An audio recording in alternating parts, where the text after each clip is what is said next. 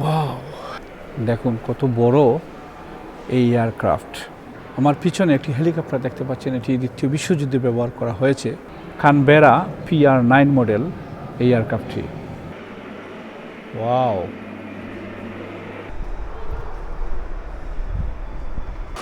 এটি হচ্ছে একটি সাবমেরিন, পোলারিস A3 টাইপের সাবমেরিন। এটি অপূর্ব আসলে এই মিউজিয়ামটি।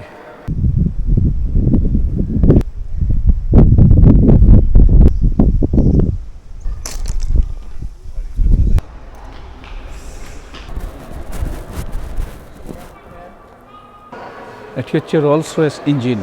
এই এয়ারক্রাফটটির ধ্বংসাবশেষ এখনও সংরক্ষিত রয়েছে। ছোট ছোট এয়ারক্রাফট, এগুলো প্রত্যেকটি কিন্তু প্রথম বিশ্বযুদ্ধে।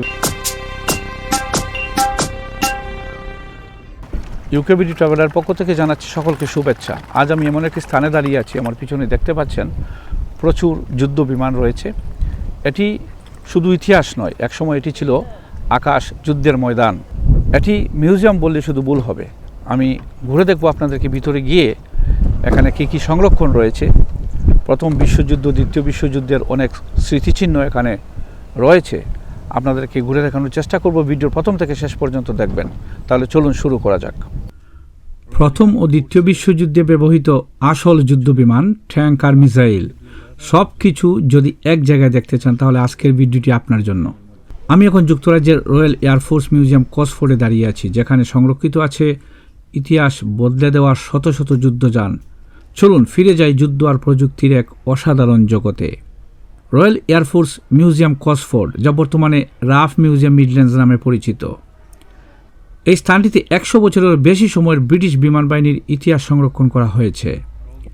এই বিশাল মিউজিয়ামে রয়েছে প্রথম বিশ্বযুদ্ধ, দ্বিতীয় বিশ্বযুদ্ধ এবং কোল্ড ওয়ারের অসংখ্য বিমান, ট্যাঙ্ক, ইঞ্জিন এবং মিসাইল।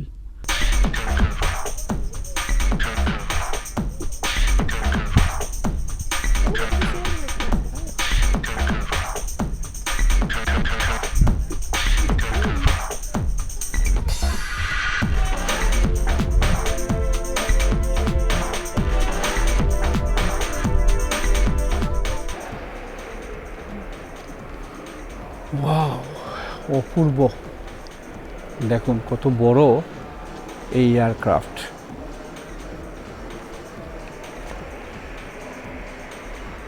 টুইন ইঞ্জিন লো উইং নাইট ফাইটার। এটি 1953 সাল থেকে 1961 সাল পর্যন্ত এই বিমানটি ব্যবহৃত হয়েছিল। ডাবল রোলস রয়েস ইঞ্জিন এটির মধ্যে।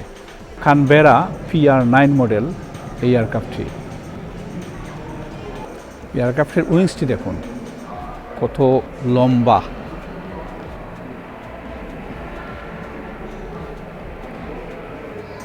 এগুলো হচ্ছে নিউক্লিয়ার ওয়েপন।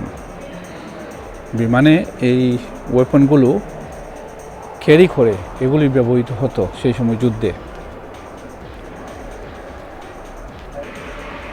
হকার সিডলি ব্লু স্টিলের এই এয়ারক্রাফটটি।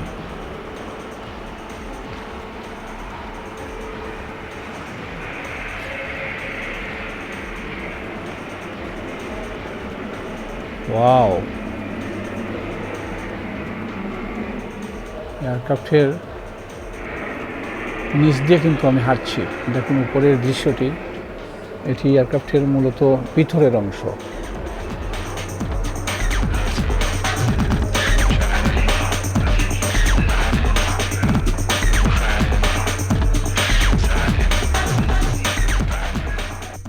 সামনেই রয়েছে হকার সিডলি নিমরোড R1। এটি ছিল ব্রিটিশ রয়্যাল এয়ারফোর্সের একটি অত্যাধুনিক গোয়েন্দা বিমান, যার মূল কাজ ছিল শত্রুপক্ষের যোগাযোগ ও রাডার সিগন্যাল পর্যবেক্ষণ করা। রোলস রয়েসের ইঞ্জিন এই এয়ারক্রাফটটিতে অপূর্ব। দেখুন এই মিউজিয়ামে এটি সংরক্ষণ রয়েছে। এই এয়ারক্রাফটটিতে টোটাল 29 জন ক্রু সবসময় থাকত। আমার পিছনে যে এয়ারক্রাফটটি দেখছেন এটি হচ্ছে হকার সিডলি ডোমিনি T1 এয়ারক্রাফট। এটি মাল্টি ক্রু ট্রেনার। 1965 থেকে 2011 সাল পর্যন্ত এটিও কিন্তু সক্রিয় ছিল। এরপর দেখতে পাচ্ছি হকার হান্টার MK4, 50 দশকের অন্যতম জনপ্রিয় জেট ফাইটার। কোরিয়া যুদ্ধের পরবর্তী সময়ে এই বিমান ব্রিটিশ বিমান বাহিনীর শক্তির প্রতীক হয়ে উঠেছিল।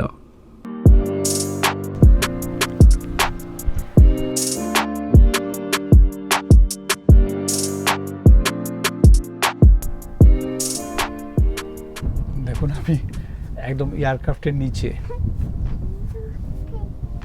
দাঁড়িয়ে ফুটেজটি নিচ্ছি। ওয়াও, কেয়ারফুল থাকতে হবে, মাথার মধ্যে লেগে গেলে আবার সমস্যা। দেখুন আপনারা ঘুরতে আসবেন পরিবার পরিজন নিয়ে, দেখবেন আসলে সত্যি ভালো লাগবে। এই স্থানটিতে রয়েছে বাইকার্স VC-10। এটি শুধু সামরিক নয়, দীর্ঘদিন যাত্রীবাহী এবং বিমান বাহিনীর পরিবহন কাজে ব্যবহৃত হয়েছে।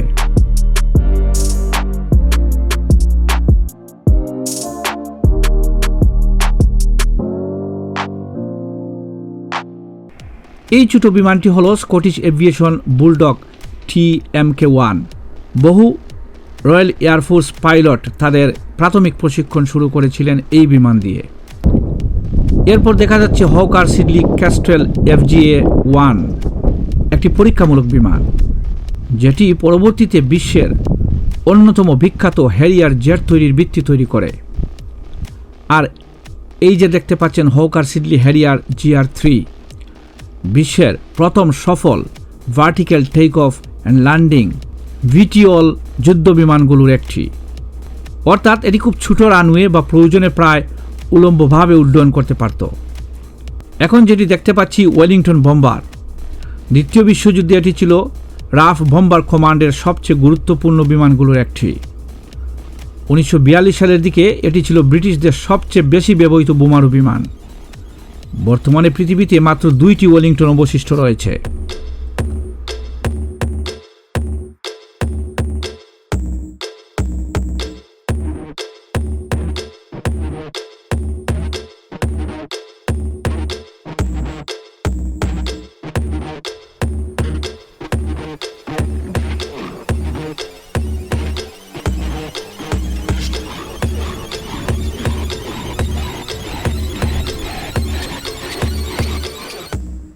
আমার পিছনে যেটি দেখতে পাচ্ছেন একটি হেলিকপ্টার। এটি রয়্যাল এয়ারফোর্সের দ্বিতীয় বিশ্বযুদ্ধে এটি ব্যবহার করা হয়েছিল।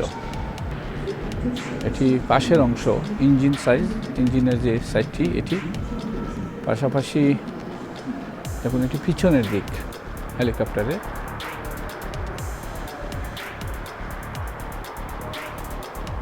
এই হচ্ছে ভিতরের অংশ, ভিতরে যাওয়া যাবে না। দেখুন ভিতরের অংশটুকু। সিকোরেস্কি 53 মডেলের হেলিকপ্টার এটি রয়্যাল এয়ারফোর্সের দ্বিতীয় বিশ্বযুদ্ধে ব্যবহার করা হয়েছিল এবং এটি 88 ফিট লম্বা। এটি হচ্ছে উইং সেকশন।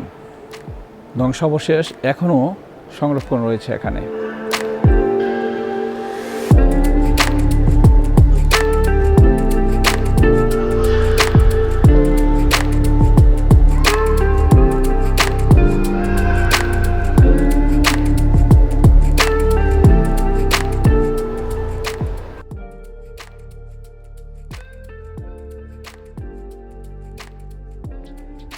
এই মিউজিয়ামে জার্মান বাহিনীর তৈরি V1 ফ্লাইং বম্ব এবং V2 রকেটও সংরক্ষিত রয়েছে। V1 ছিল বিশ্বের প্রথম ক্রুজ মিসাইলের মতো অস্ত্র, আর V2 ছিল ইতিহাসের প্রথম দীর্ঘ পাল্লার ব্যালিস্টিক রকেট। দ্বিতীয় বিশ্বযুদ্ধের শেষের দিকে এই অস্ত্রগুলো ইউরোপের যুদ্ধের চিত্র বদলে দিয়েছিল। রয়্যাল এয়ারফোর্স মিউজিয়ামের ওয়ার ইন দ্য এয়ার গ্যালারিতে V1 এবং V2 আজও ইতিহাসের নীরব সাক্ষী হয়ে দাঁড়িয়ে আছে। এখন আমরা দেখব যুদ্ধক্ষেত্রে ব্যবহৃত কিছু বিখ্যাত ট্যাঙ্ক। এটি আলভিস স্করপিয়ন ট্যাঙ্ক, হালকা কিন্তু অত্যন্ত দ্রুত গতি একটি ব্রিটিশ রিকনজাইল ট্যাঙ্ক। এর পাশেই রয়েছে আলভিস সালাদিন আর্মার্ড ভেহিকল, যেটি মূলত সেনাবাহিনীর নজরদারি এবং নিরাপত্তা মিশনে ব্যবহৃত হতো। এটি হচ্ছে একটি সাবমেরিন, পোলারিস A3 টাইপের সাবমেরিন। এটি দেখুন দেখতে কীরকম দেখা যাচ্ছে, ভিতরের অংশটুকু এটি।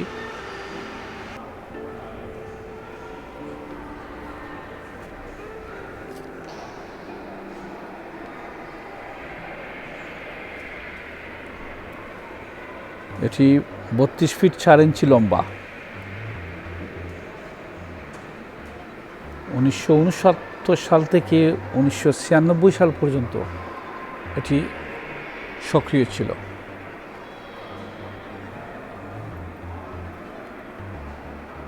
সাবমেরিনের পিছনের অংশ এটি। এখন দেখতে পাচ্ছি যুদ্ধ বিমানের হৃদয়, যেগুলোকে বলা হয় ইঞ্জিন। এটি রোলস রয়েস ক্যাস্ট্রেল ইঞ্জিন, যা ব্রিটিশ বিমান প্রযুক্তির প্রাথমিক যুগে অসাধারণ অবদান রেখেছিল। আর এটি হলো কিংবদন্তি রোলস রয়েস মার্লিন 28। এটি একটি 12 সিলিন্ডারের ইঞ্জিন। দ্বিতীয় বিশ্বযুদ্ধের সময় স্পিটফায়ার, হারিকেন এবং ল্যাঙ্কাস্টারের মতো বিখ্যাত বিমানগুলো এই মার্লিন ইঞ্জিনের শক্তিতে আকাশে উড়েছিল। ভাবতেই অবাক লাগে, আজ থেকে প্রায় 80 বছর আগে তৈরি এই ইঞ্জিনগুলো যুদ্ধের গতিপথ বদলে দিয়েছিল। রয়্যাল এয়ারফোর্স মিউজিয়াম কসফোর্ড শুধুমাত্র একটি মিউজিয়াম নয়, বরং একটি ইতিহাস, প্রযুক্তি এবং মানব সাহসিকতার এক অসাধারণ সংগ্রহশালা। আপনি যদি যুদ্ধ বিমান, সামরিক ইতিহাস কিংবা প্রযুক্তি ভালোবাসেন, তাহলে এই জায়গাটি অবশ্যই আপনার ভ্রমণ তালিকায় রাখা উচিত। চেষ্টা করেছি আজকের এই মিউজিয়ামটি, রয়্যাল এয়ারফোর্স মিউজিয়ামটি ঘুরে দেখানোর।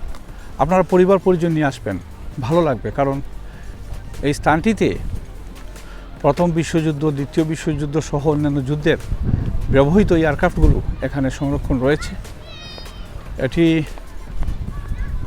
সময় কাটানোর মতো একটি জায়গা। পরিবার নিয়ে আসলে সারা দিন এখানে সময় কাটাতে পারবেন। এবং কার পার্ক রয়েছে। কার পার্কে আপনি 750 পাউন্ড চার্জ নেয় ওরা। অনলাইনে যদি আপনি অ্যাডভান্স বুকিং করেন তাহলে 1 পাউন্ড ডিসকাউন্ট পাবেন। আর এমনিতেই এই মিউজিয়ামটি ঘুরে দেখতে পারবেন ফ্রি অফ চার্জ, কোনো পয়সা লাগবে না। ফ্রিতে একটি মিউজিয়াম দেখবেন এবং অনেক ইতিহাস জানবেন। সো ভিডিওটি ভালো লাগলে লাইক দিবেন, কমেন্ট করুন কীরকম হয়েছে, আর বেশি বেশি করে শেয়ার করে অন্যকে জানার সুযোগ করে দেবেন। আর ভিডিওটি ভালো লাগলে চ্যানেলটি সাবস্ক্রাইব করে সাথে থাকবেন। আজ এ পর্যন্তই, ধন্যবাদ।